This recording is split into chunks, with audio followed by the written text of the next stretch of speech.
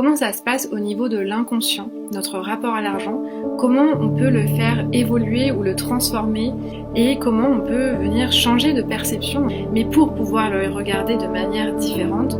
Toujours est-il qu'il faut que je sois aussi capable de regarder mes propres conditionnements à ce sujet-là. Ça réveille aussi une peur à l'intérieur de soi de sortir du clan. Ça ne veut pas dire aller vivre dans la forêt, avoir un détachement spirituel de l'argent qui est l'argent ne fait pas le bonheur. Moi je suis pas du tout là-dedans en fait. Je pars du principe qu'on est fait pour être abondant. Et ici c'est super intéressant de voir comment sont perçus les gens qui ont de l'argent. Comment sont perçues les ressources même de la famille. Ça peut être aussi un sentiment de culpabilité. Tiens, nous on a les moyens, nous on peut se permettre, mais pensons aux gens qui n'ont rien. Le mimétisme qu'on va répéter parce qu'on vient d'un environnement qui disait souvent ça, et du coup instinctivement je vais aller vers des personnes en relation d'amitié ou en relation d'amour qui ont cette même vision de l'argent là en fait.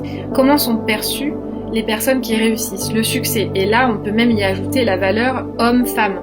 Comment sont vues, comment sont perçues les femmes qui réussissent, comment je dépense mon argent, comment je me fais plaisir, comment je relationne avec cette idée d'abondance. Si je me retrouve sans travail ou si je n'ai pas de revenus d'argent, qu'est-ce qui se passe dans mon corps en fait? Au bout d'un moment, quand on prend de la maturité émotionnelle et qu'on s'autorise à faire ce qu'on veut et à sortir de nos conditionnements, il n'y a pas de police en fait qui va venir il n'y a personne qui va venir nous dire c'est pas bien ce que tu fais, à part nous-mêmes en fait.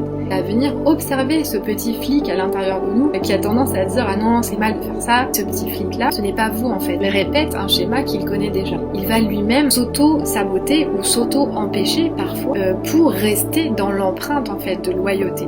Et le rapport à l'argent pour ça est fascinant parce qu'on vient observer ce qu'on est en train de faire dans notre vie correspond à un schéma. Mon rapport à l'argent est très significatif de mon rapport à moi-même et de mon rapport à ma sexualité. Si je laisse circuler en moi cette énergie de joie, cette énergie de vie et cette énergie de déploiement comme quand je suis amoureux au début d'une relation et que j'ai une confiance absolue en la circulation de l'abondance, là c'est sûr que râler contre les autoroutes c'est le dernier de mes soucis en fait. Et regardez ça avec amour et avec compassion aussi parce que c'est un schéma de conditionnement pour se faire aimer, ce qui est totalement normal en fait.